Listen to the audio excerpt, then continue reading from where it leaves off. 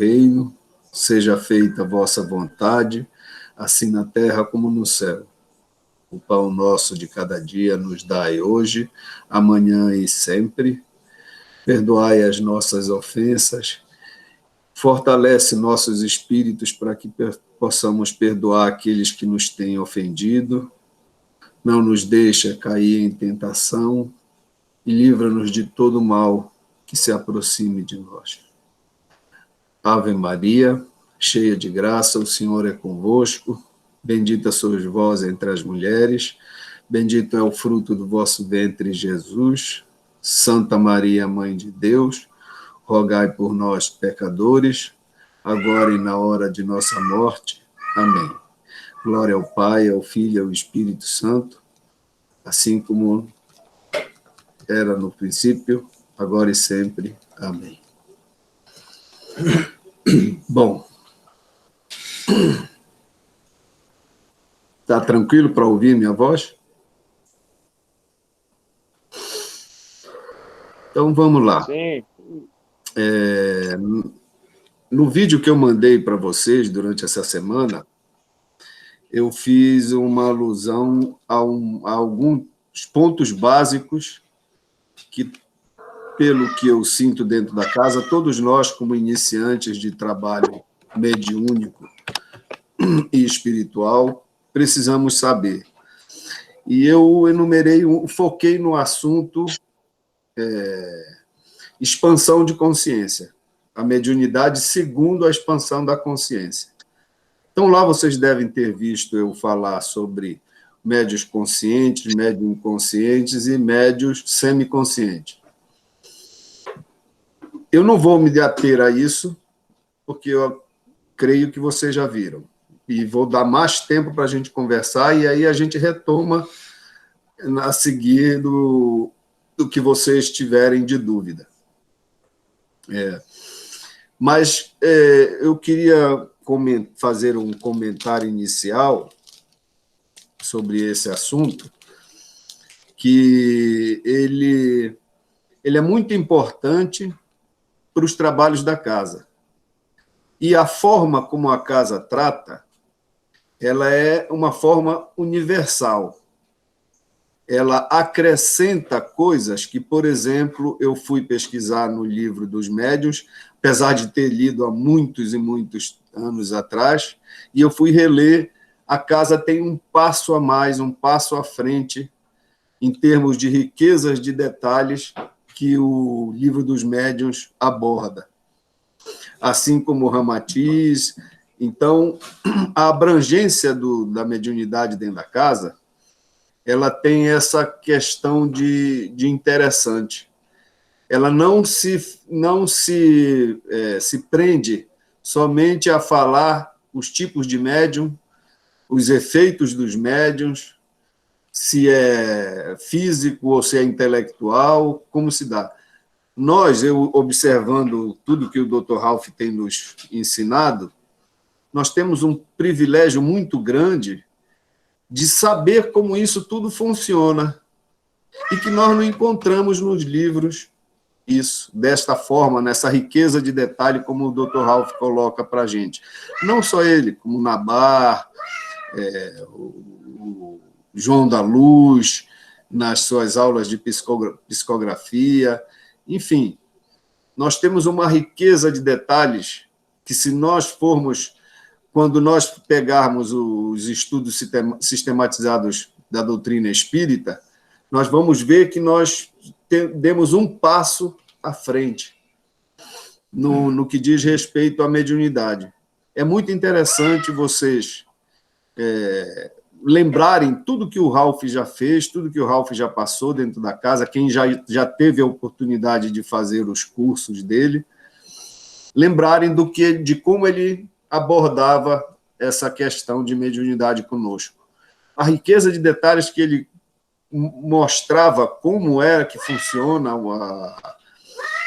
a mediunização, o processo mediúnico, eu não vi em lugar nenhum. Não vi em lugar nenhum. Então, Eu já vou deixar em aberto para perguntas, e aí a gente vai complementando alguma coisa que, se for necessário, buscar lá no vídeo, que eu espero que vocês tenham assistido. E, se não compreenderam, é o momento da gente esclarecer tudo que for possível e que estiver dentro das nossas possibilidades. Então, eu fico à disposição para a gente conversar. Já tem alguma pergunta, Gabi? Não, ainda não temos, não. Se você quiser desenvolver algum tópico daquele que você falou no vídeo. Bom, então, uma das questões prioritárias dentro da casa, quando chegam os médiuns lá dentro da Irmandade, é identificar neles as tendências, eu vou te dizer assim, as tendências mediúnicas desse médium. E isso não significa chegar lá e vou dizer, não, eu vou trabalhar com isso, eu vou trabalhar com aquilo, eu vou fazer isso, eu vou fazer aquilo. Não é assim. E isso acontece porque mediunidade é uma questão muito profunda. Não se chega e classifica um médium dizendo que ele é médium de psicofonia, de psicografia, de tipologia, ou de efeitos físicos, de fenômenos físicos. Então, isso não se classifica assim. E lá dentro da casa, nós temos, com relação a esse cuidado dos irmãos espirituais, para que nós fiquemos seguros de tudo aquilo que nós vamos desenvolver dentro da casa. Seja uma terapia, seja um trabalho de psicofonia, nos trabalhos de diálogo fraterno, enfim, eles têm o maior cuidado com a gente por causa disso. E um desses cuidados é tentar fazer com que a gente tenha consciência de que todos ali são médium e que todas as atividades ali são desenvolvidas a partir da mediunidade de cada um, que lá entra como trabalhador. E muitos, como o médium duvidoso, que a Ana Rita falou, aquele último médium, chegam lá na casa e começam a se perguntar: será que eu sou médium? E como é que eu não sinto nada, eu não vejo nada? E ficam nessas dúvidas, sem confiar, digamos assim, eu acho que seria essa a palavra, sem confiar no que a casa está propondo a ele quanto educação mediúnica. Então, primeiramente, é não confiar em si próprio, né? Essa é a dúvida. A questão da autoconfiança tem sido um dos maiores empecilhos no desenvolvimento das atividades da casa. Muitos fazem os cursos e ficam se questionando: como eu vou fazer se eu não sinto nada, eu não vejo nada, não consigo ouvir nada, não sinto nada na pele, nem um friozinho na espinha, ou uma tonteira, como tem aquele médium que a Ana Rita disse. Então, isso tudo influencia, e tem esses três pontos básicos que a gente, diante de tudo que a gente fala sobre mediunidade, a questão de estar consciente, inconsciente e semiconsciente. E existe dentro da casa uma prerrogativa muito forte que a maioria dos médiuns são médiuns conscientes. E os irmãos que não acreditam em si não dão a chance não se permitem ser médiuns conscientes por questões de dúvida, por questões de falta de conhecimento ou de uma série de outras coisas, dificultam sua caminhada dentro da ordem. E isso deve ser uma tarefa que deve partir primeiro do irmão no que diz respeito à confiança nos trabalhos da casa. Porque esse é o princípio básico para que você consiga ser um médium dentro da ordem. Ninguém vai pegar na sua mão, segurar você e dizer, agora o espírito vai baixar. Agora, segurou a mão, é aqui que vai. Não é assim. E quando a gente se coloca, a gente aborda essa questão de consciência relacionada à expansão da mente, para poder captar a comunicação dos irmãos, isso impede, bloqueia essa falta de fé, essa falta de confiança e essa insegurança que tem dentro da casa. A gente diria que é normal uma situação como essa. Para um médium que está chegando, que nunca teve uma experiência, que nunca teve um contato com o plano espiritual, chega a ser normal. Mas com alguns que já chegam com uma mediunidade pronta, digamos assim, mas que, na maioria das vezes, sem controle, sem o próprio conhecimento do que é ser médium, isso se torna uma dificuldade muito grande dentro dos trabalhos da casa. E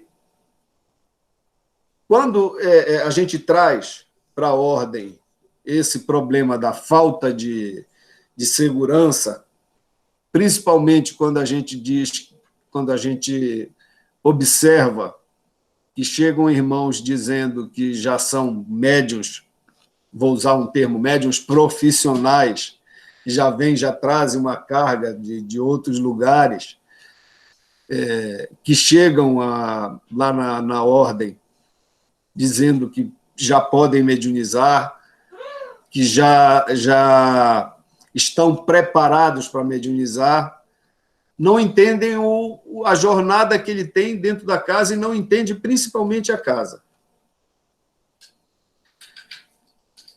Não entendem no contexto de como é a abordagem espiritual da casa. E aí cabe a nós, que somos participantes da casa, como que se orientar esses irmãos e mostrar para eles que a casa não tem uma orientação umbandista, nem kardecista, nem do Vale do Amanhecer, nem do Mestre Irineu e nem de Ramatiz. Embora ela os tenha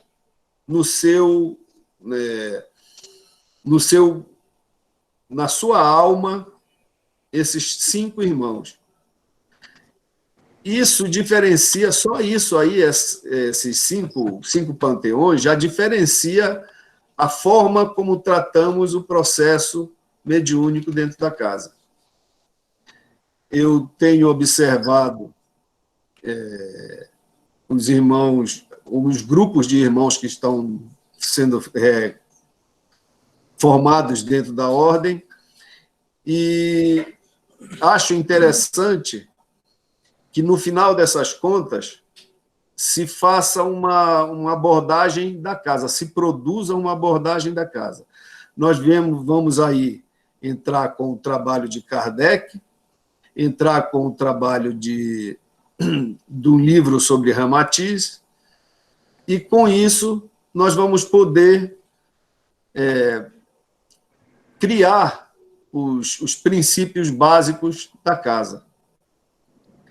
Eu tô falando sobre esse princípio geral porque eu quero deixar bem claro o comportamento do médium dentro da casa. Daqui a pouco eu espero que alguém participe e me questione sobre vantagens e desvantagens de ser médium consciente, médium inconsciente e médium semiconsciente. Tem alguma pergunta, Gabi? Tem sim. A Lara quer fazer uma pergunta. Lara. Oi, Roberto. Oi, Lara. Bom, eu assisti o seu vídeo com trilha sonora, com trilha sonora de gatinhos, lindo. Mas eu quero aproveitar essa fala que você fez agora para fazer mais uma pergunta. Então, são duas, na verdade. A primeira, então, é sobre o que você acabou de dizer. Eu queria que você falasse um pouquinho mais sobre essa história, essa perspectiva, na verdade, de médiuns experientes que já sabem mediunizar e chegam na casa e os irmãos têm pedido para eles, assim, terem calma, né? Nesse caso, a educação mediúnica seria por meio de uma certa reforma íntima, ou seja, é necessário que esse médium, embora ele já seja experiente na mediunidade, que ele tenha humildade para aprender onde que ele está, mesmo que ele já saiba mediunizar, ele teria que ter humildade para aprender que ele está em outro lugar, que tem outros valores, e aprender esses valores primeiro. Então, essa seria a educação mediúnica dele? Essa é a primeira pergunta. A segunda, você trata no seu vídeo sobre os tipos de transe que podem ocorrer, que são consciente, inconsciente e semiconsciente. Eu te pergunto, é possível um mesmo médium viver esses 3 tipos de transe em momentos diferentes, é claro, mas porque eu entendi que você foi muito didático falando desses 3 tipos, mas será que um mesmo médium pode viver, por exemplo, situações de semiconsciência, situações de inconsciência e até situações de consciência, a mesma pessoa viver essas experiências de transe diferentes? Certo. Então, bora logo na primeira pergunta. Esse é um grande problema da reforma íntima, se a gente for levar por esse caminho de reforma íntima do médium para ele poder exercer a mediunidade. Eu vou levar para um outro extremo, porque a reforma íntima pressupõe que você se propõe a trabalhar para o bem. A reforma íntima, segundo a gente imagina, é isso. Dentro da casa é segundo esse princípio, esse pressuposto. Mas, quando a gente estabelece o paralelo com o mal, porque são médiuns também, aí não tem reforma íntima. O cara ali está fazendo tudo errado, acha que está numa boa, então ele não precisa da reforma íntima. Eu diria que isso... aliás, essa questão de olhar os dois lados, a doutrina espírita não olha isso. Os kardecianos não olham isso. Eles só olham a questão da reforma íntima como um trabalho do bem. É possível, é interessante que a gente saiba esse outro lado, porque nós vivemos constantemente, diria que em batalha contra ele. Porque existem médios, os magos negros, que estão a todo momento conspirando contra o bem. Então, são médios também de um potencial muito grande, mas que usam para o mal. Então, a reforma íntima, quando a gente leva em consideração o trabalho do bem, o trabalho da casa, é uma questão muito interessante. Mas ela não é primordial para que a mediunidade se eduque, se desenvolva. Ela é primordial para o trabalho do bem. Que o cara chegue lá, que ele faça tudo direitinho, que ele seja humilde para aprender, que ele tenha predisposição de saber como são as regras da casa, para que ele não as infrinja. Então, isso tudo faz parte de uma consciência que o médium deve ter na sua caminhada, não interessando de onde ele veio. Então, já que a casa trabalha para o bem, digamos assim, né? Então, para nós, a reforma íntima é importante. Muito importante, é muito importante. E, embora ela não seja a principal fator, entende?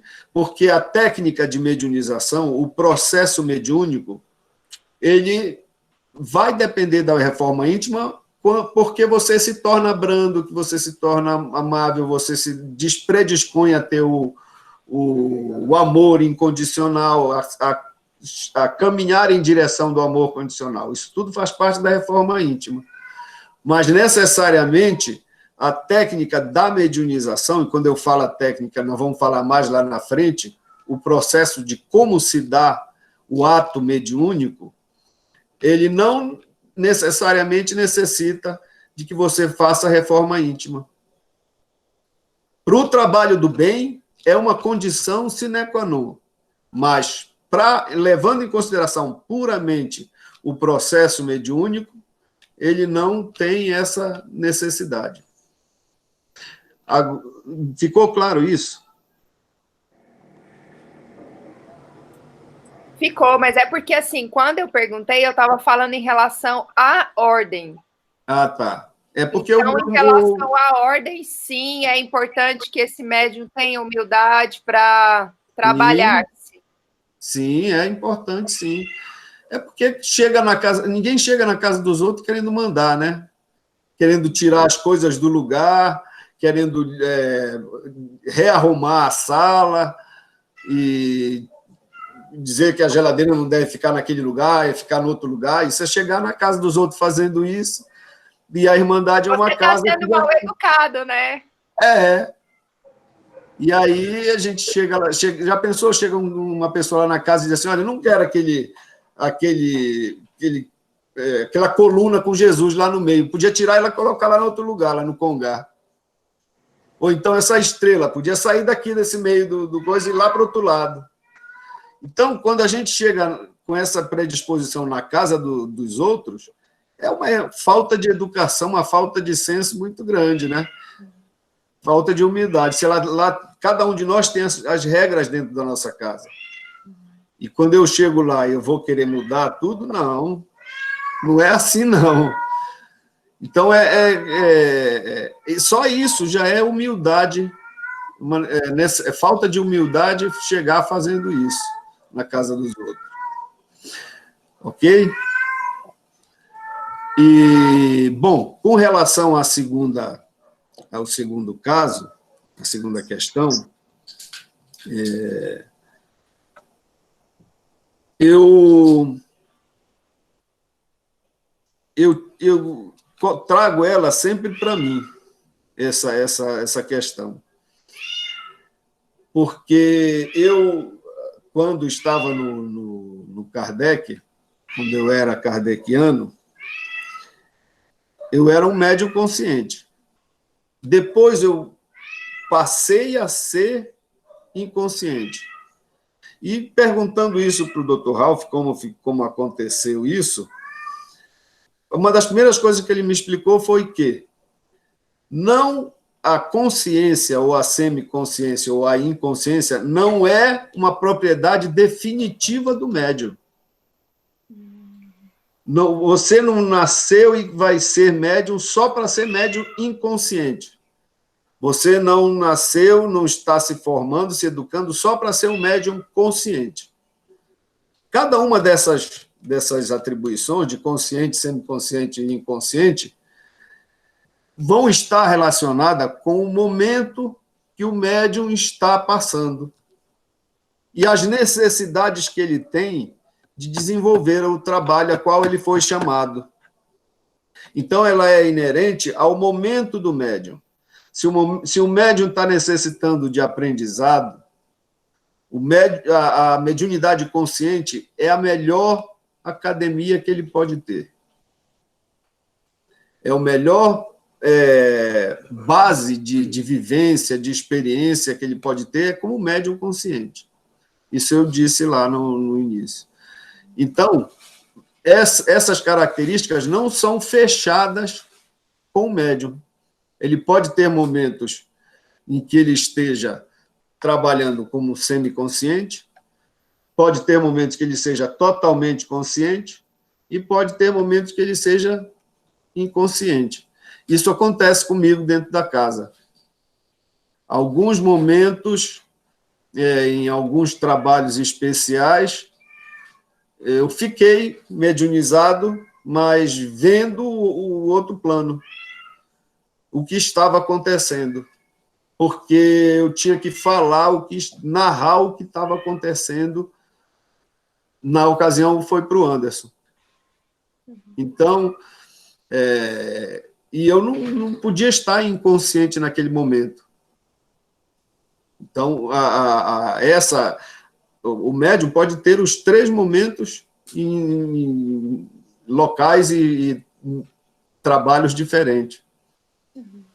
Ok? Obrigada. Roberto, a Lívia quer saber a diferença entre intuição e mediunização consciente. Bom, isso daí é para a gente ver no próximo capítulo, mas eu vou adiantar um pouquinho, porque isso é um tipo de mediunidade. A intuição, atribuem a ela a mediunização de efeitos intelectuais. E ela tem a ver com consciente, com médium consciente, porque a intuição ela necessita de uma análise do médium para que ele possa interpretar aquilo tudo que ele está vivenciando naquele momento. Então, ela está atrelada muito mais a médium, à consciência mediúnica. Aí a gente tem uma diferença. Quando a gente fala de mediunização consciente, a nossa expansão no nosso cérebro o cérebro está em estado de alerta. Com a mediunidade consciente, o cérebro está em estado de alerta. Digamos que tem aqueles 3 estágios que a gente sempre manda os pacientes ficarem, alfa, beta e gama. Estado de dormindo, né, de sonolência, estado de vigília. O médium consciente ele está sempre no estado de vigília. Então, ele percebe, além do ambiente em que ele se encontra, como disse a Lara, bem lembrou, o transe. Essa palavra é muito antiga. Eu coloquei lá exatamente por causa disso, para a gente entender, que sempre fala com transe, principalmente as pessoas fora do espiritismo falam o transe. Fulano entrou em transe e viu um monte de coisa. Então, quando a gente entra nesse transe ou nesse desdobramento mental, que é mais um desdobramento, ele vai definir o meu potencial de observação no ambiente em que eu me encontro. Por exemplo, quando aqueles déjà vu, de repente você sente que já viu aquilo, já esteve naquele lugar, acontecendo exatamente aquilo, com aquelas pessoas, e isso dá um reflexo no corpo etéreo que joga diretamente para o corpo material. As sensações, que a gente interpreta logo como sensação. É uma sensação que a gente sente. Sensação emocional, mental, de cheiro. Então, isso tudo está de acordo com o estado em que aquele médium se encontra naquele momento. Mas ele é completamente consciente. A intuição é consciente. Respondeu, Lívia? Respondeu sim, tranquilo. Temos uma pergunta da Antônia. Vou ler. Roberto, você fala no vídeo que é mais proveitoso quando o médium é consciente. Existe algum exercício para nós tornarmos mais conscientes? Olha, não me lembro se exista um exercício assim específico para isso. Eu sei para ficar inconsciente, mas para perder a consciência, para não perder a consciência, eu acho que é deixar os seus sentidos em alerta, né? Aí é uma luta muito grande com o mental que a gente tem que ter, porque ao mesmo tempo que a gente induz o mental a baixar o seu nível de frequência, a sua vibração, nós temos que fazer exatamente o contrário, manter o ponto de alerta em cima, no nível de percepção do ambiente em que a gente está, e, ao mesmo tempo, estar ligado com o plano espiritual. É um exercício de concentração e de introjeção, né? Introjecção. Uma coisa que eu tive observando esses dias foi o momento em que isso o Dr. Ralph passou lá na Ordem, chegou a conversar com a gente lá na Ordem. Quando a gente está fazendo um exercício para expandir a consciência, eu lembro que uma vez ele colocou, numa das gravações, ele induzia que a gente fizesse um exercício, que os que estavam lá fizessem um exercício de observação, de sentir, de escutar a respiração. Então, é um momento de entrada em si. E, ao mesmo tempo, estar percebendo o que está acontecendo. Eu considero isso, quando me acontecia a mediunização consciente, identificar o ponto zero. Naquele ponto sou eu, daqui para cá sou eu, para a direita. Daqui para cá, para a esquerda, é o irmão comunicante. Quando eu tenho essa consciência que eu chego nisso, é como se eu estivesse olhando no espelho. Eu saio de mim, fico aqui olhando para mim. E o irmão está me usando como comunicante. Existe no processo de mediunização, segundo o Dr. Ralph,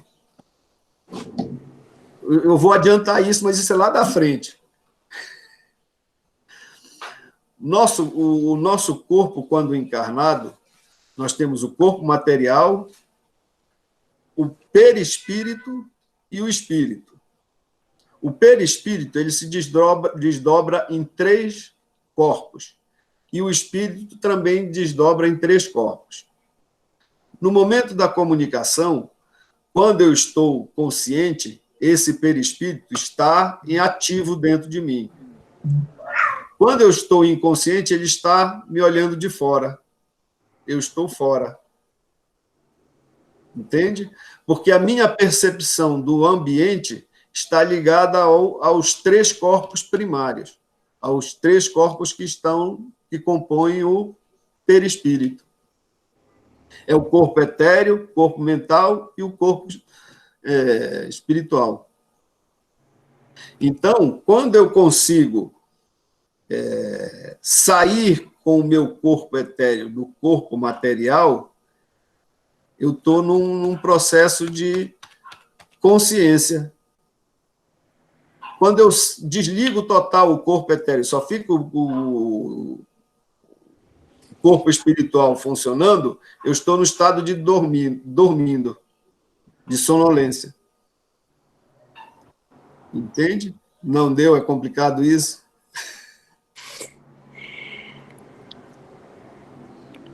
Dá para Antônio. entender, sim. Isso. Dá para entender, sim. Mas nós vamos conversar mais a respeito disso. Eu vou esperar chegar lá na frente, Roberto. Não, é porque as canalizações, as vibrações do espírito no momento da comunicação, elas atingem um ponto, um dos corpos nossos espirituais, a comunicação.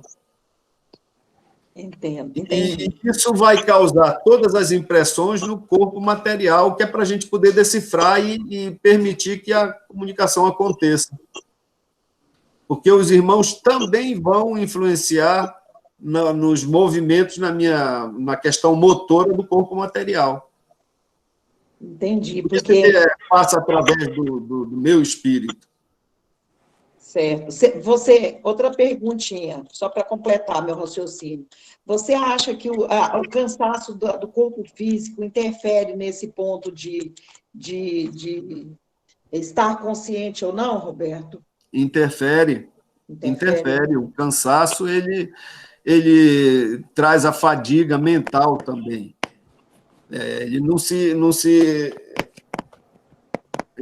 A percepção do cansaço, ela vai nesse perispírito. E aí você fica indisposto, inclusive, com uma maior facilidade para chegar no estádio avançado de sonolência, na inconsciência total. Certo. Ok, você respondeu muito bem. Obrigada. O Carlos Humberto quer perguntar. Carlos, pode perguntar. Então, já nas perguntas aí já foi questionado, eu já entendi. O Roberto mesmo já respondeu. Foi mental. Agradeço aí. Tá certo. Roberto, tem uma pergunta do Drive-Thru da Irmandade. Qual a importância dos estudos e da experiência de vida no trabalho do médium? Bom, estudo é fundamental, né? Não tem como você alcançar nada se não se predispor a aprender alguma coisa. E a vida de médium é aprendizado. E não é um aprendizado que você decore e vá executar. Não é muito assim, não. Depois de 30 anos dentro do kardecismo, eu fui reaprender o que é mediunizar. Porque eu não... A experiência de um lado só é aquela coisa. A educação é uma coisa muito abrangente, não é só você se deter num único ensinamento e achar que aquilo lá é o ponto final de tudo.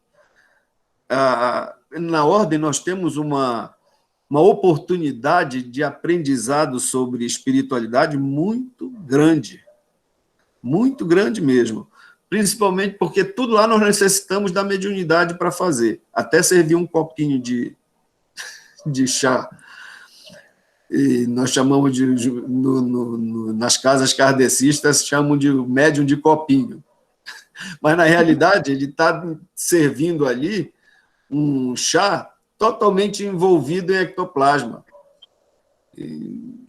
Então, ali, a pessoa que bebe já vai beber aquele medicamento envolvido em uma energia de cura muito, muito forte. Então, se nós não nos... Peraí, tocou na hora de tomar o remédio. E se nós não nos predispusermos a aprender com humildade, como disse a Lara, E sem a humildade e já chegar lá querendo mudar as coisas, não vai dar certo. Não tem como você se libertar das amarras que você está trazendo ao longo da sua vida. E para se libertar dessas amarras, eu sou o exemplo vivo disso, da dificuldade que é você se libertar dos paradigmas que a gente cria para a gente mesmo, né? Deixa eu tomar um remédio.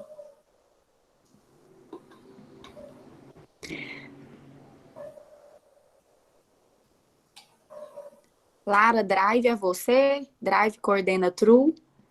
Ou é o Anderson que perguntou essa pergunta? É Luiz. Luiz? Está usando esse e-mail. Uhum. Ah, tá. Luiz respondeu.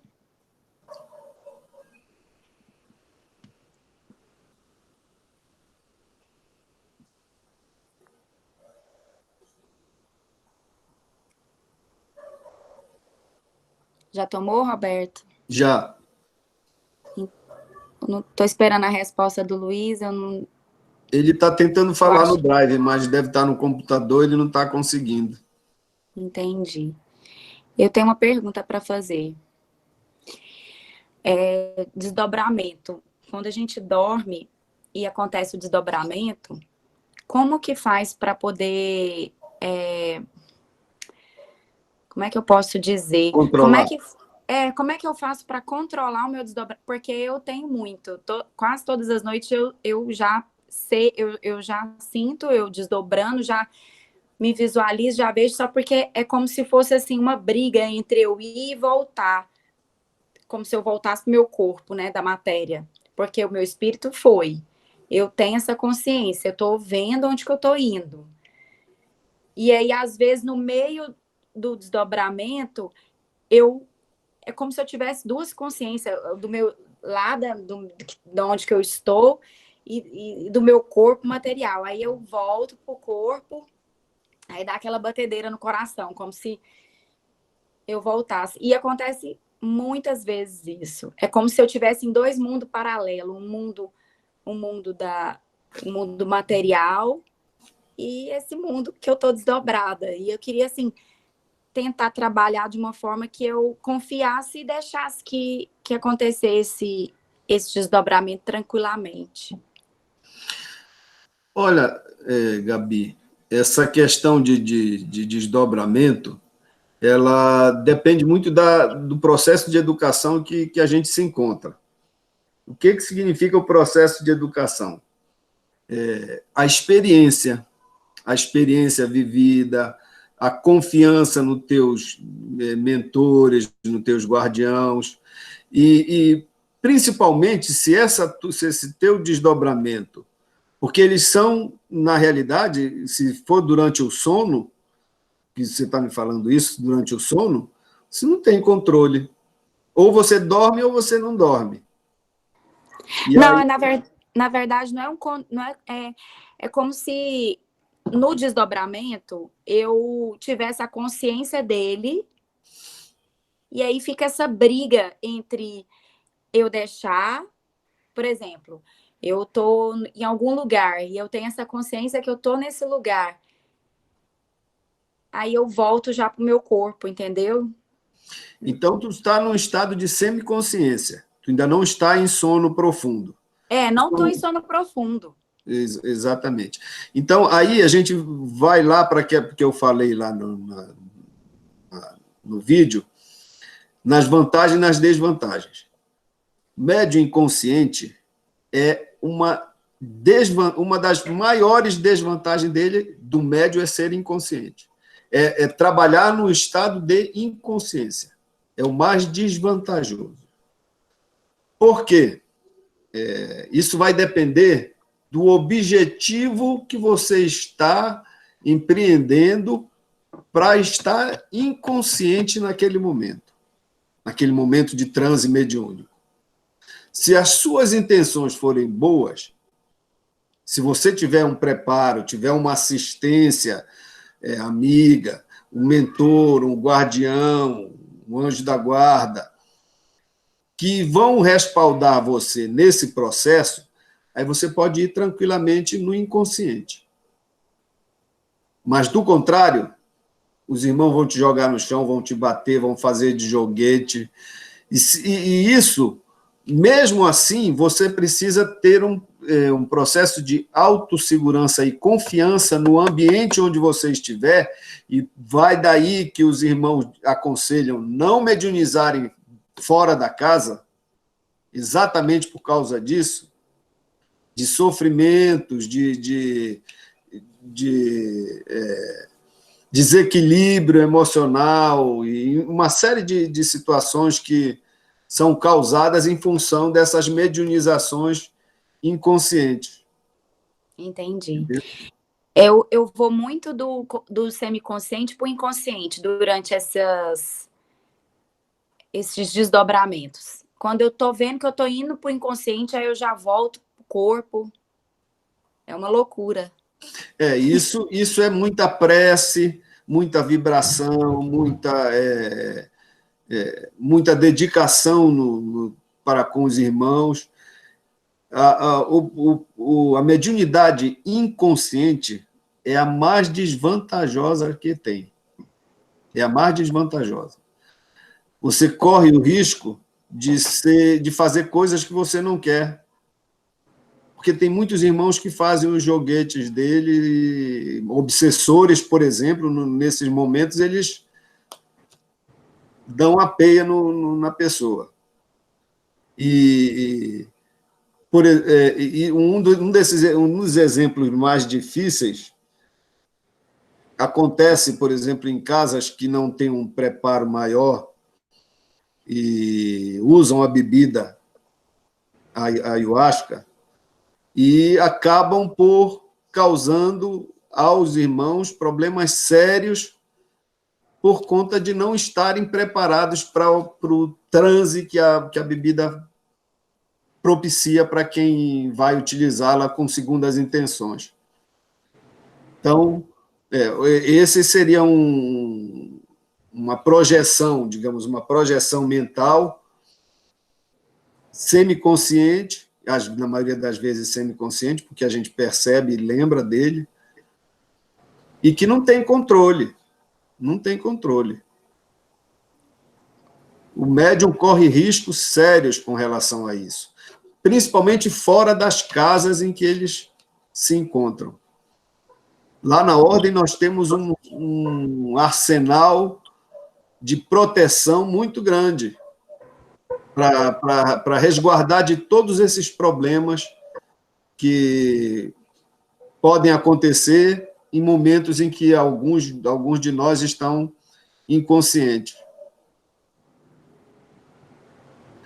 Mas o controle vem da experiência, do trabalho, da dedicação, da reforma íntima, como disse a Lara. Então, tudo isso vai contribuir para que você se coloque à disposição, mas com respeito, com entendimento do que você está fazendo e com a compreensão do que pode acontecer. Entendi. Respondeu sim. Tem mais dúvida? Hã? Tem um monte de dúvida mais. Né? Tem o Dib tem 3 perguntas para fazer. Então, primeiro, uma por uma, porque senão eu esqueço. Não, ele vai perguntar. Vou devagar. Roberto, a respeito do tema animismo, que você tratou um pouco no vídeo, o áudio está ruim? Melhorou? Eu não entendi do tema... Animismo. Isso. Animismo, isso.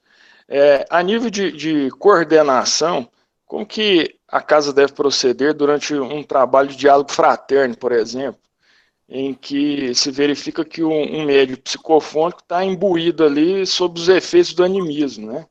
Como que nós devemos proceder numa situação dessa?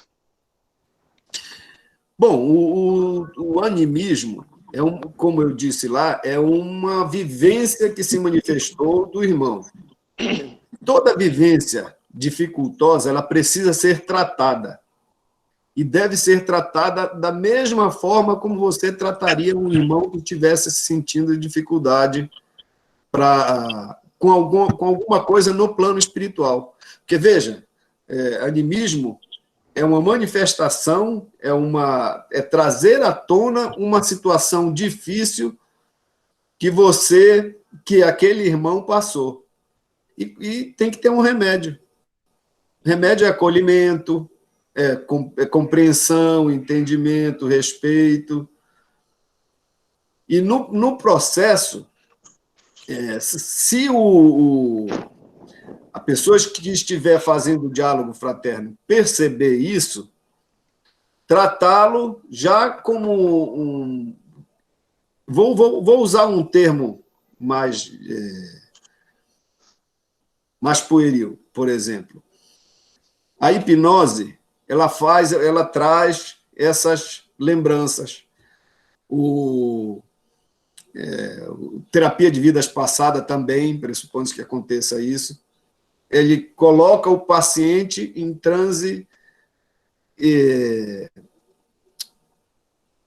para que ele demonstre alguma coisa que está incomodando ele. Então, na casa, isso não é crime, não é irresponsabilidade do médium, não é... E normalmente isso acontece, ele fica semiconsciente no mínimo. Quando o animismo vem, ele acontece de uma forma semi-inconsciente. E aí você tem que ampará-lo também. Muitas das vezes vai resolver problemas desse irmão lá, desse médium. Não é crime, não é errado, não. Uhum. Certo. Bom, respondendo essa pergunta, você acabou respondendo duas. E que uma segunda pergunta seria como que o próprio médium, ali na condição de semi-consciente e consciente, ou consciente, quando ele se percebe nessa situação de animismo, como que ele poderia proceder, né? Mas a sua resposta da primeira já indica que ele deve procurar um aconselhamento lá na casa, né, para receber esse tratamento e a própria, creio eu também, que a própria educação mediúnica, né, para ele se educar com relação a isso. Porque quando o médium começa a perceber a mediunidade, ele lembra do exemplo que eu dei da reta, no meio ponto zero, daqui para cá você e daqui para cá o espírito. Quando ele não percebe isso aqui, o lado do espírito, no ponto zero, é animismo. Uhum. Ele está se manifestando. E aí ele precisa de ajuda. Uhum. Precisa de ajuda. Correto. Não deve, inclusive, tem casas que reprovam os médiuns por causa disso. Julgam e tratam mal porque acha que é espírito embusteiro. Casas que não são sérias, acontece isso. Mas lá na ordem é um hospital. E um hospital que tem tratamento para isso. E um dos principais tratamentos para isso deve ser conversado com muita tranquilidade. E aí o irmão que estiver fazendo o atendimento a esse tem que ter uma compreensão no momento de como falar, porque ele vai perceber a energia também. É um outro médium que está fazendo um trabalho ali. Uhum. Entendeu? Vê como é sério o conjunto do diálogo fraterno. É muito sério, porque você está tratando tanto do irmão, do médium, quanto do espírito que está se comunicando ou não. Uhum. Então, é muito sério. Sim, eu concordo. Agora, ainda nessa pauta de mediunidade, sabendo que para nós, espíritos encarnados, o ponto de contato, digamos assim, é a glândula pineal. Como Uhum. que podemos fazer para, eu não diria ativá-la, mas para potencializar essa característica dela de ponto de contato com a espiritualidade? Como melhorar a Isso, ativação da glândula pineal? Exercício. para nível de mediunidade. É exercício. Eu creio que... Porque quando a gente fala de mediunidade, a gente costuma isolar o ser que não, entre aspas, não é médium. E, por exemplo, eu seria a coisa, eu sou médium. Então, os outros, não, né? Como é que eu consegui chegar a esse ponto? Como é que conseguiu a minha pineal chegar a esse ponto de fazer com que a minha mediunidade tivesse digamos assim, um bom desempenho? Uhum. Respeito, compreensão, entendimento. Uhum. Quando você leva a sério aquilo que você faz, quando você não trata isso como um poder, que na maioria das coisas, eu falei lá no vídeo, a maioria dos irmãos costumam achar que mediunidade é algo maravilhoso, é algo sobrenatural. Então, costumam empoderar a pessoa, empoderar o médium de uma forma que colocam ele nas alturas como se ele fosse um ser. Dia desses eu estava dizendo para a Gabi que eu era normal. Nós conversando a respeito disso, eu disse para eles, eu sou normal, eu faço tudo que todo mundo faz. Porque não tem isso. Não tem isso. É igual como se a gente sentasse num banco de escola e recebesse informação, até chegar num ponto onde eu digo que eu atingi o meu... Fiz o vestibular, fiz faculdade, fiz doutorado, pós-doutorado, enfim. Chegou um tempo que eu alcancei aquele nível digamos, de intelectualidade que eu buscava. Assim é a mediunidade. Eu alcanço o preparo necessário para aquela caminhada que eu estou fazendo. E aí você tem que ter claro o que eu quero com a mediunidade. O que me interessa ter isso? Me interessa, as minhas intenções são fazer o bem ou fazer o mal? Trabalhar na linha do bem ou trabalhar na linha do mal? Isso tudo vai definir como é que vai ficar a minha mediunização. Certinho. E, inclusive, o poderio bélico dela, como muitos dizem. Uhum. Sim, sim, verdade. Além da intenção, de tudo que você falou, há quem diga também que a própria alimentação, né, influencia nessa ativação ou potencialização da glândula pineal. Mas como a Gabriela até mencionou aí no chat, tem livros que, para esmiuçar mais essa questão, para quando a gente quiser aprofundar mais no assunto, né? Mas a forma que você explicou foi bastante didática e compreensiva. Obrigado. Tá Nós vamos fazer respondido. isso, nós vamos falar ainda mais isso lá na frente, quando Tá for certo. falar da questão orgânica da mediunidade. Ah, beleza, ótimo. Bacana. Obrigado, Roberto. Tudo jóia. Eu tenho uma pergunta. Eu tenho uma pergunta, Roberto. Eu queria saber a respeito quando o médium está no diálogo fraterno. Até que ponto? Porque a consciência, né, ela ajuda nesse aspecto. Porque só que também ela te traz dúvida. até que ponto aquela sua fala vai atingir aquele paciente, até que ponto você pode conversar e falar aquilo que você está vendo para aquele paciente.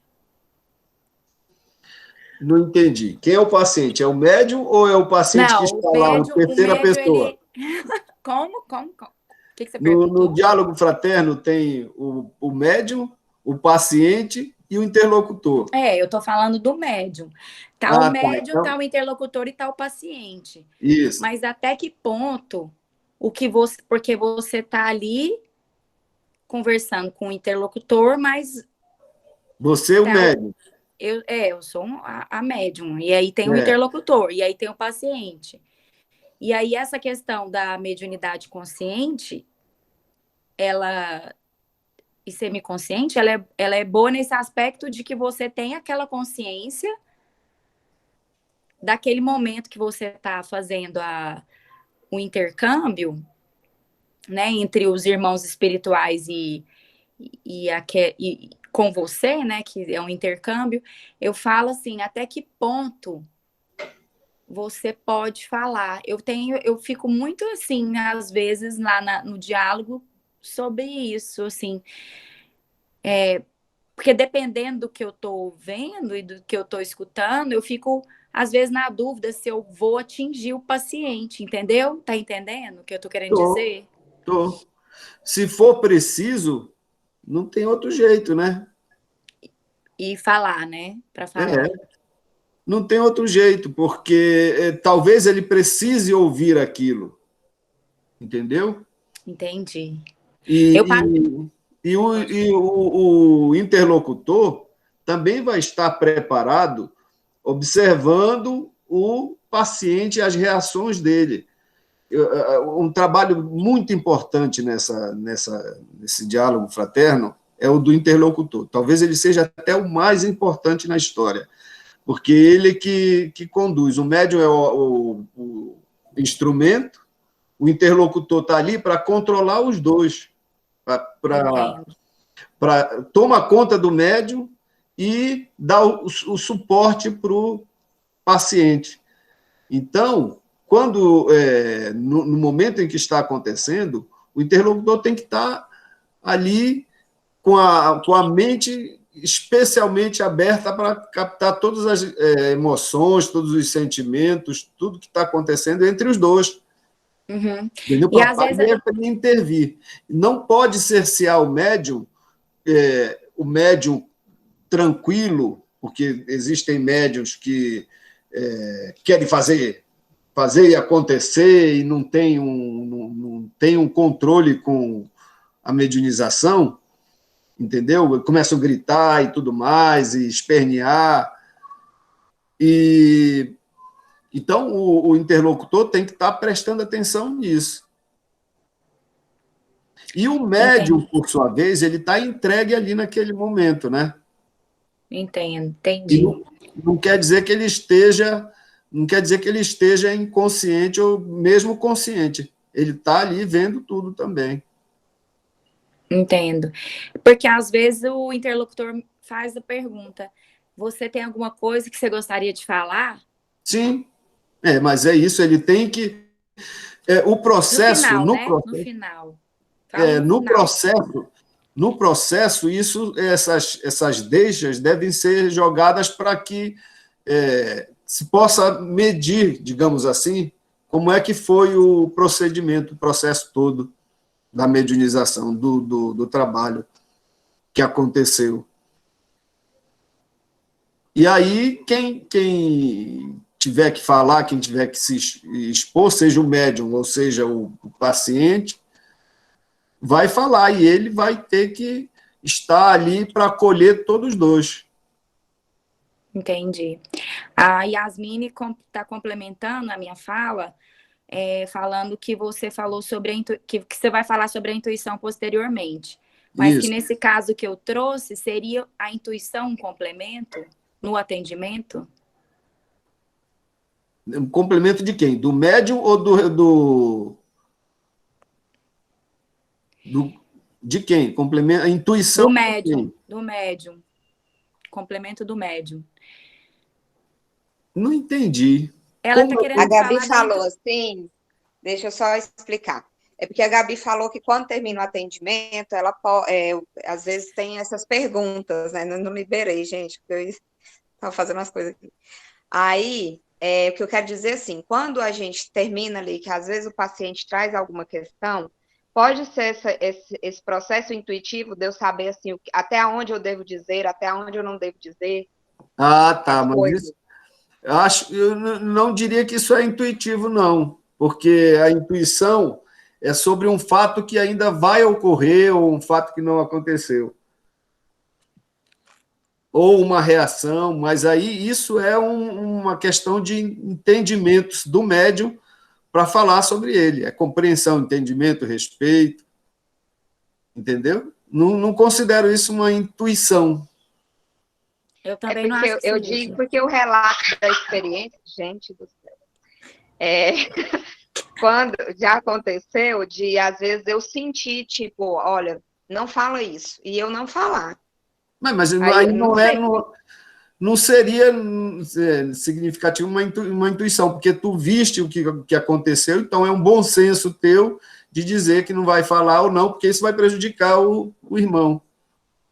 Aí você terceirizava meu bom senso, então eu achava que era outra coisa. Entendi, Roberto, obrigada. Obrigada também, Roberto, me respondeu. Nós temos uma pergunta aqui da Ana Lúcia. Ana Lúcia, pode fazer. Oi, boa noite. A minha Oi, Lúcia. pergunta, não sei se cabe hoje, mas era sobre a bebida sagrada. Quando você está ali sobre o efeito da bebida sagrada, tem a possibilidade de algum irmão que não seja o seu guardião ou da casa interfira nesse processo? O irmão que não seja da casa, que queira fazer algo ali ou não? Ou naquele momento que você está sob o efeito da bebida, você pode se entregar totalmente ali a tudo que está acontecendo? Olha, teoricamente, eu acho que pela guarda da casa, eu não aposto nisso, não, que aconteça dentro da casa, dentro dos trabalhos da casa. Eu não acredito que essa coisa de ataques de irmãos possa acontecer, porque eu confio muito na casa. Imagine eu inconsciente dentro da casa, se isso acontecesse. Mas, mesmo com a bebida ou qualquer outro tipo de mediunização, isso eu não acredito que seja possível dentro da casa. Mas, quando a pessoa é de fora da casa, isso eu já vi acontecer. A pessoa entrou para fazer um tratamento, tomou a bebida e um irmão lá fora estava manipulando ela lá dentro de casa. Só que ele não estava dentro da casa. Como ela não conseguiu se desligar dele, que estava lá fora, ele continuou manipulando ela já com efeito da bebida.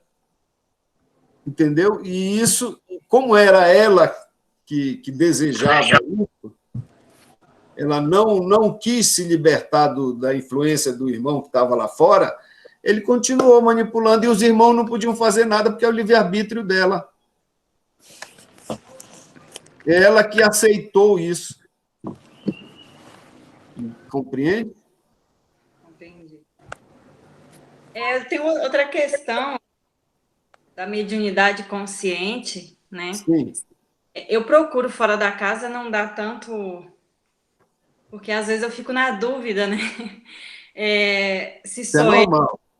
se eu estou falando comigo, se não é. Então, assim, quando eu estou dentro da casa, eu me permito mais esse diálogo, né? Isso. Quando eu estou fora, eu fico um pouco assim, não dou tanto crédito. É bom mas, mesmo. Assim, isso. Mas, assim, dentro da casa, ainda mais num dia de, por exemplo, num dia de gira, em que você tem conversa ali com o irmão, tipo uma conversa de quase meia hora. E aí ele fala... De gira? De gira. Você tem uma conversa com o irmão espiritual. A partir do momento momento que você tem uma conversa dentro da casa, aquilo fica mais claro, né? Não tem tanta interferência externa, também essa é a minha dúvida. Porque na Não. ambiente, às vezes a coisa fica mais... Você fica um pouco na dúvida, né? Até que ponto eu tô criando essa conversa, eu tô criando um segundo personagem. Olha, dentro da casa, uma casa é um hospital, tem muitos pacientes do plano espiritual lá. Se a espiritualidade permitiu que algum deles fizesse contato com você, isso porque você permitiu, diante da sua vibração, que esse irmão se aproximasse de você. Porque se você começar a vibrar, a sua consciência for numa expansão, num ponto maior do que aquele irmão que está lá em sofrimento, ele não vai chegar em você. O grande exercício da mediunidade é a sua vibração. Como você se submete ao processo mediúnico e como você está naquele momento para fazer os contatos, o intercâmbio. Se você tiver com uma vibração difícil, você trate de se organizar, de melhorar a vibração, melhorar o padrão de vibração mental, para poder receber aquilo que você está buscando. Do contrário, se você não conseguir se libertar, os irmãos não entram na ordem, ficam lá fora, mas eles criam um braço vibratório em cima de você, como se fosse um fio ligado em você, que aí ele fica manipulando você. Não, essa parte aí, quando eu não estou bem, eu nem tento, eu já conheço a minha vibração, então eu só converso quando ela está muito boa. Não, mas exercite, não deixe passar, não. Você não vai falar nada, não, hein? Quê? Perguntando para o Anderson se ele não vai falar nada, não. O Anderson tá calado, né, Roberto? Luiz, o Oscar. A Taíde. Anderson, você quer complementar, falar alguma coisa? Luiz, pai Oscar, a Taíde, demais, porque não estou te escutando. Está com o microfone desligado.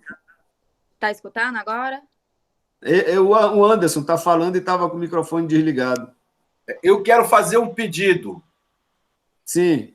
Eu quero ouvir e ver o meu irmão Manuel, meu querido Ataíde, o porco-espinho. Faz muito tempo que eu não vejo e não escuto ele. Quero ouvir um pouco da sua experiência, que é tão rica. Ele vai baixar aqui agora. Né? Ele vai baixar aqui. Quero ouvi-lo também. Boa, Anderson. Pronto, ele já baixou aqui, já se materializou. A gente só escuta os gatinhos dele miando aí. É o meu gatinho. O que é que vocês querem saber? Qual é a pergunta? Primeiro, aparece na câmera. Estou aparecendo. Ó, aqui, ó. Tá? Agora tá dormindo, Gabi? Não, agora você tá. Não estava, não. Você estava só o seu braço. É porque estou materializando ainda. O Anderson quer que você fale da sua experiência mediúnica. Isso. Ataíde, tá me escutando? Estou sim. Muito bem. Eu vou aproveitar a chamada que o Roberto fez e algumas perguntas que apareceram logo no começo do nosso bate-papo aqui no Raio de Luz, para perguntar de você. Existe diferença na sua percepção mediúnica e no seu exercício mediúnico na casa, durante as atividades que você exerce?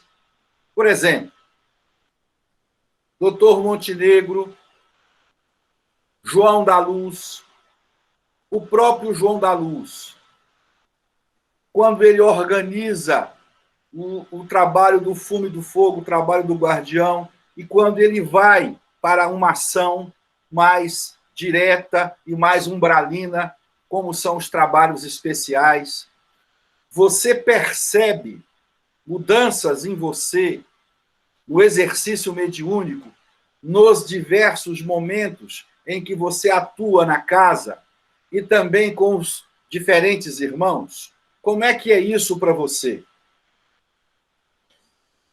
Muito bem.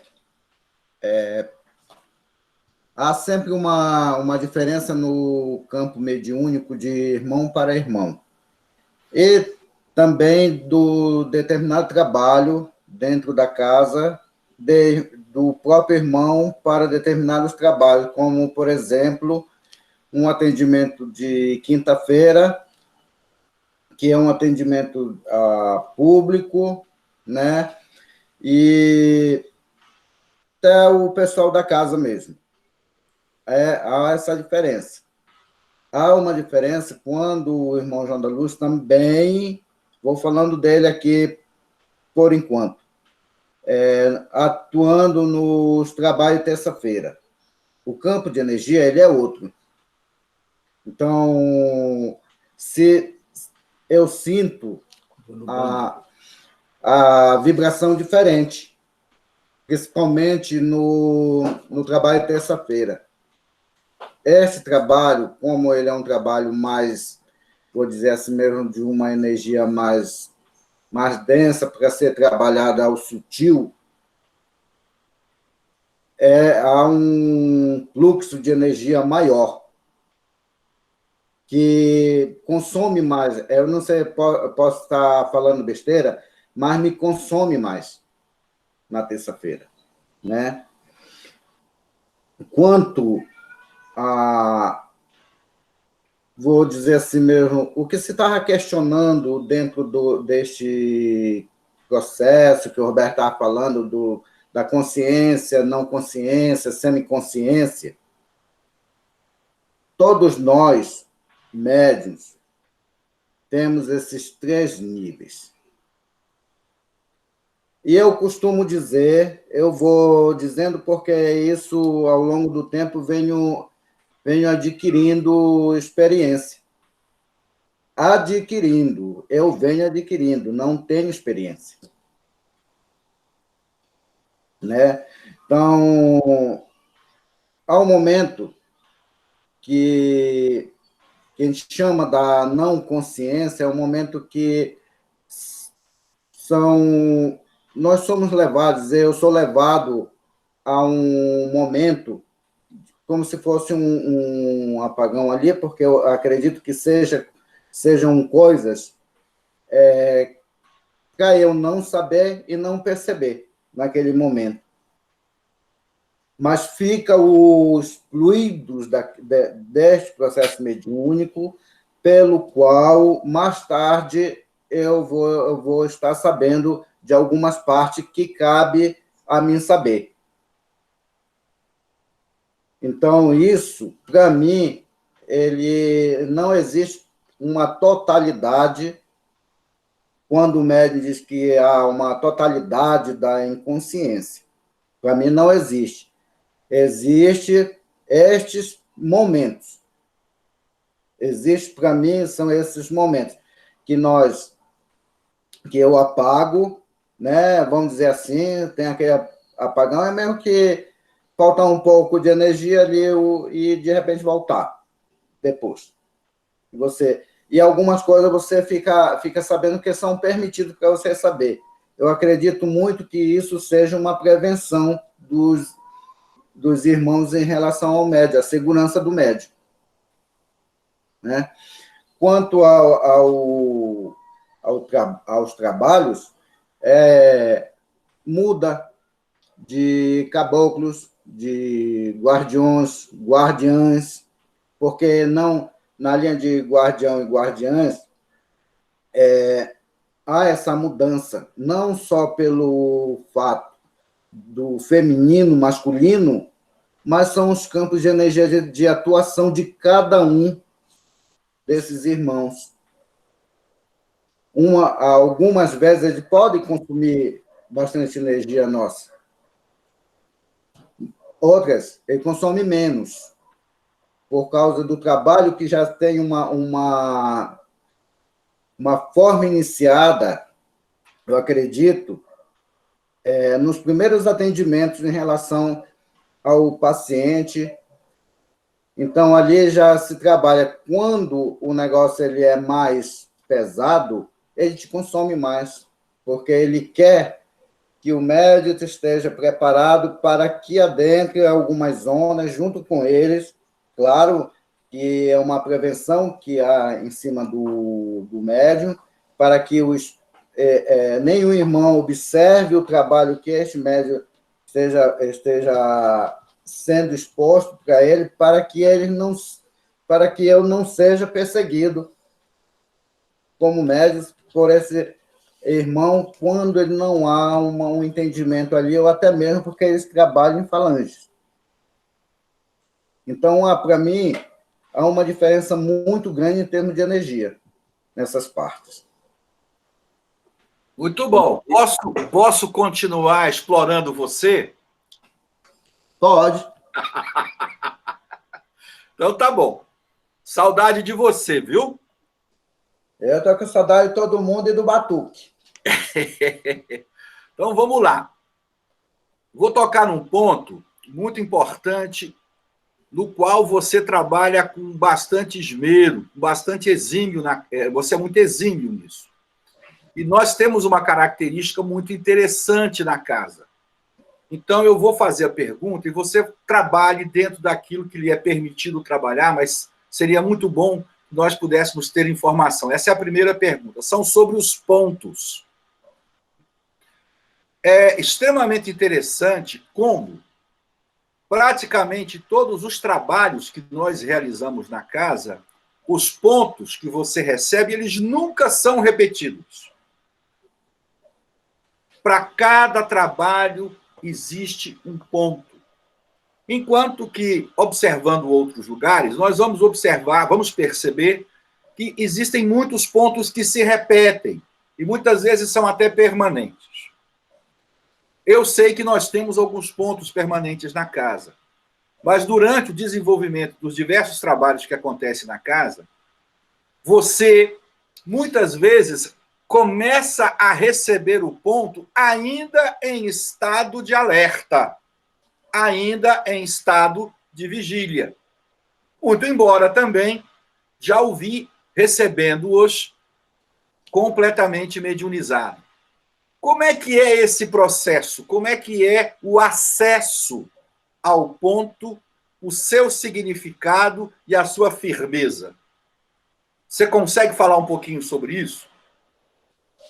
Bora lá, bora ver aí se sai alguma coisa. Bom, para mim, vamos falando, porque geralmente são os trabalhos internos que acontecem, os trabalhos de terça-feira, geralmente acontecem essas participações desses pontos, né, que são os símbolos esotéricos, né, que nós temos dentro da casa também. E acontece que, quando são esses dias de trabalho, para mim,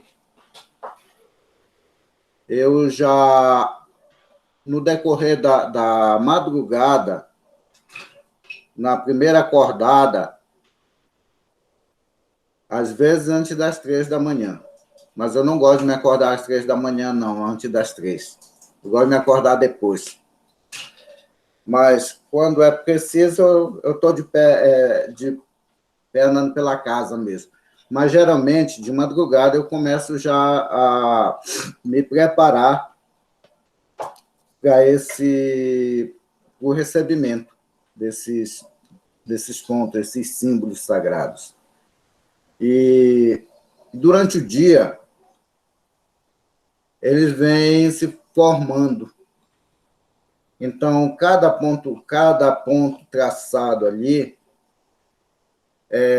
significa uma falange de trabalhadores dentro daquele campo de energia que vai estar sendo executado. Então, quando um ponto ele é traçado, não é só um ponto, pode estar aparentemente o ponto de guardião ou guardiã, ou o ponto de caboclo, ou caboclo, até mesmo de preto velho, vamos dizer assim. Mas não é só um caboclo ou um guardião que vai estar ali. É uma falange de trabalhadores que vão dar suportes a esse trabalho. Então, ele vem sendo montado durante o dia, para mim. Quando eu chego na frente do cruzeiro, ele já está montado lá. Por incrível que pareça, ele não está montado para mim durante o dia, ele vem montando e eu vou sabendo o que é que vai estar acontecendo. Quando chego na frente do cruzeiro, ele se manifesta, que é aquela parte lá que fica, então é como se ele ficasse plasmado. Tu lembra do caderno de desenho que tinha antigamente, que era uma folha fina, quase transparente, que é papel manteiga, né? Uhum. E aquele papel mais grosso. Vou dizer que é quase nesse sentido. Pegar aquilo ali e traçar no chão. Porque ele já está formado a egrégora de trabalho ali, dentro daquele ponto. Muito bom, Ataíde. Espetacular, excepcional, né? A gente vai percebendo aí como o processo mediúnico, né, é algo processual. Né? Não é uma vara de condão, não é um estalar de dedos. Implica uma série de situações e, principalmente, o comprometimento do médium com relação ao seu compromisso, à sua missão, à sua função. Ótimo. Vou te fazer mais uma pergunta. Só te complementando um pouco, aqui, tem momentos desses trabalhos que, ao longo do dia, vão acontecendo algumas coisas, justamente na questão da desarmonia. Uhum. Então, como eu trabalho num ambiente que tu sabe muito bem, que não é um ambiente favorável, né? Isso, muitas vezes, vem uma carga muito grande de desestruturação, né, mental. Mas eu estou conseguindo aprender também tudo isso, a me livrar dessas cargas. Excelente. Embora, em algum momento, eu mergulhe de cabeça, vou lá no inferno, mas eu retorno com a alma menos queimada, eu não sei dizer se é sabrecado, menos queimado, mas eu retorno bem também. Você retorna voando, né? Com asinha de anjo, né? Aí chega, a coisa fica melhor. Uma última pergunta, Taíde, até para não tomar muito tempo, uma questão muito importante para nós hoje, principalmente para a nossa casa, na sua condição de casa universalista, ordem e hospital, e que foi muito bem falado, foi muito bem apresentado pela nossa querida mãe Iemanjá, onde ela fala do masculino e do feminino. Você é o médium na casa que mais recebe, que mais lida, que mais convive. Só um minutinho, Anderson. Ô, Chico, para. Pode continuar. Você é o médium na casa que mais convive e lida com essa duplicidade da energia. Nós temos tanto irmãos trabalhando com você, como irmãs trabalhando com você. Não é? Como é que é essa relação, principalmente, da sua atividade mediúnica com a energia feminina? Quais são as diferenças que você percebe? Não é? Você tem que mexer muito com o seu mental, tem que fazer uma limpeza em nível de preconceito para poder lidar da mesma forma que você lida com a energia masculina? Você foi aprendendo como a tratar ambas as energias da mesma forma?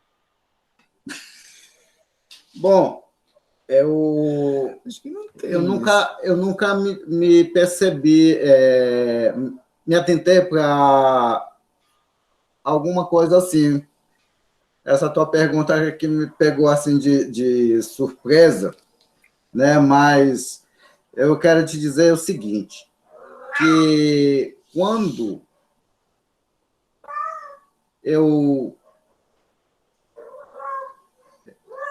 esse dia que todos os dias para mim são especiais. Quando eu acordo, abro meus olhos, que eu consigo ver o clarear do dia, para mim já é especial. Então, eu agradeço muito de manhã a Deus. Mas, quanto a estas percepções, eu nunca tive problema nenhum ou pensar que se fosse uma energia feminina que viesse, que eu pudesse bloquear isso, aquilo, outro. Porque tem médium, eu sei que tem médium que bloqueia. Exato. Né? Mas eu não tenho essa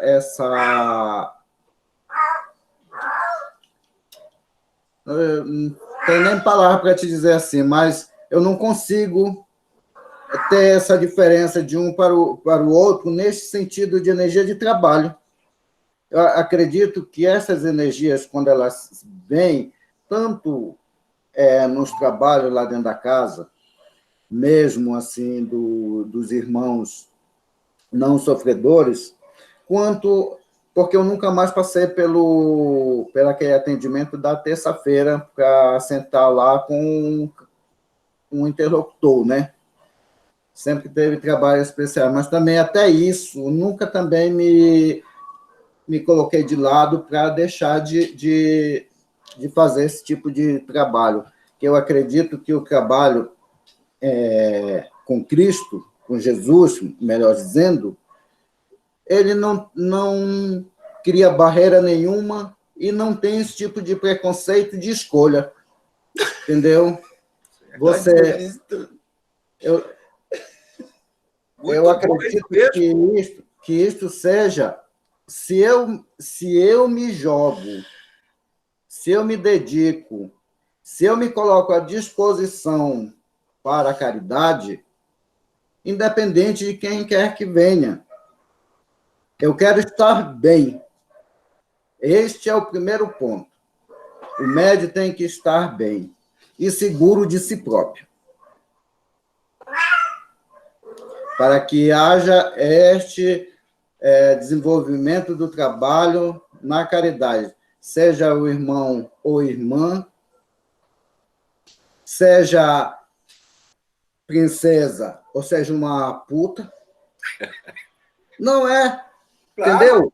Claro, é isso mesmo. Porque você seja um cara lá que viveu a vida toda louvando a Deus, e o outro Sim. Que meteu a faca lá, roubou, pintou e bordou. Não, você tem que estar à disposição em prol da caridade. Este é o meu entendimento. Não sei se consegui te responder, porque eu não tenho resposta para ti em relação a essa doutora, que eu nunca me percebi. Não, mas era justamente isso que eu queria ouvir, né?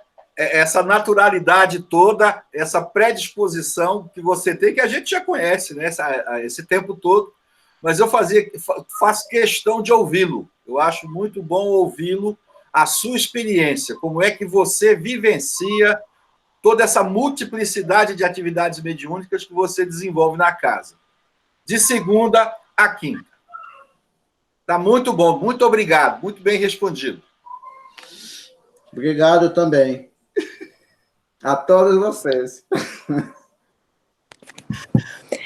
Foi ótimo. Está parecendo que caiu o chapéu na minha cabeça, né? Como assim, Roberto? Pede para ele explicar, Gabi. Como assim, Roberto? Explica. A carapuça que serviu na cabeça dele. Ele usou chapéu para fugir da expressão carapuça. Se a carapuça serviu, né? Serviu. Pede para ele te dizer por que a carapuça... Me explica, Roberto. Eu tô boiando. Fiquei boiando agora. Então fica, Gabi. Vai. Eu acho que muita gente ficou.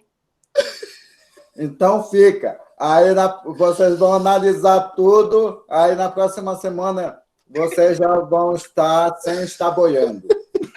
Explica logo, Roberto. Foi que nem quando veio uma criança, né, Roberto? A criança chegou e falou: eu consegui, eu consegui. Ai, ai. Não, mas eu não... Esse negócio de ter preconceito... Roberto, é melhor você ficar calado, Roberto. Não se manifesta, Roberto. Uai, já veio uma pombagira uma vez.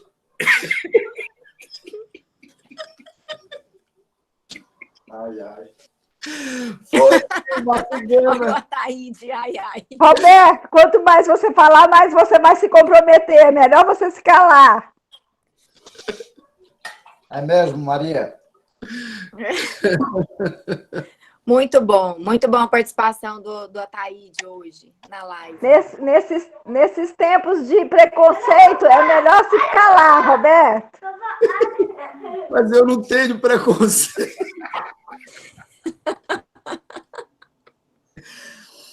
É porque meu corpo físico não aguenta mais. Oh, meu Deus. Mas senão não mediunizava, ia manjar. Né? Verdade. Ah.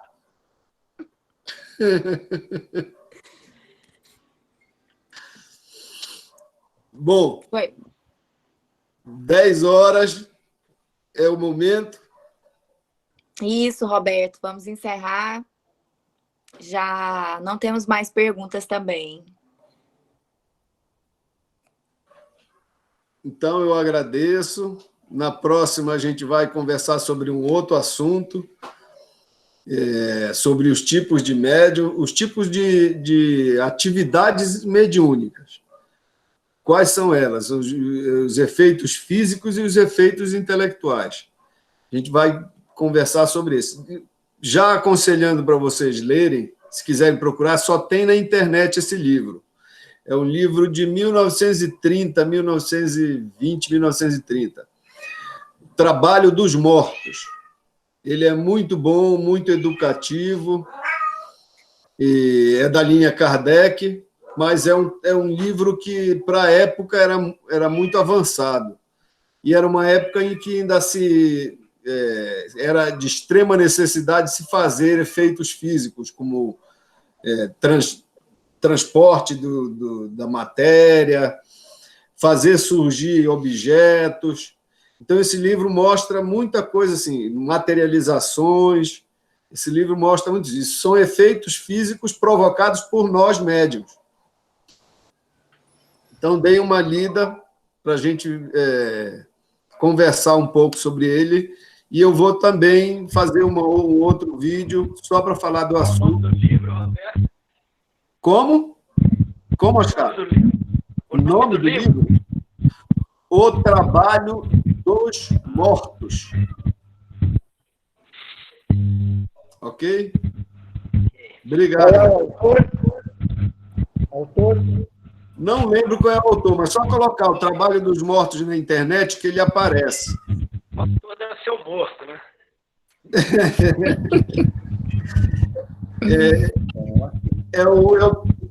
Onde? Eu levei lá para a ordem. Eu acho que tem um lá na ordem. Uma cópia que eu baixei da internet, eu acho que foi lá para a ordem. Não sei se está lá. Cópia não, era um livro, era o livro mesmo. Não. Era o livro, eu tinha o livro aqui. Tu deste lá para a ordem? Não me lembro. Agora que vai precisar. Então, tá bom? Obrigado. E qualquer coisa, posso conversar fora da internet. O que, Gabi, que tu ia falar? Faz uma oração de encerramento para nós. Não, eu já fiz de abertura. Ah!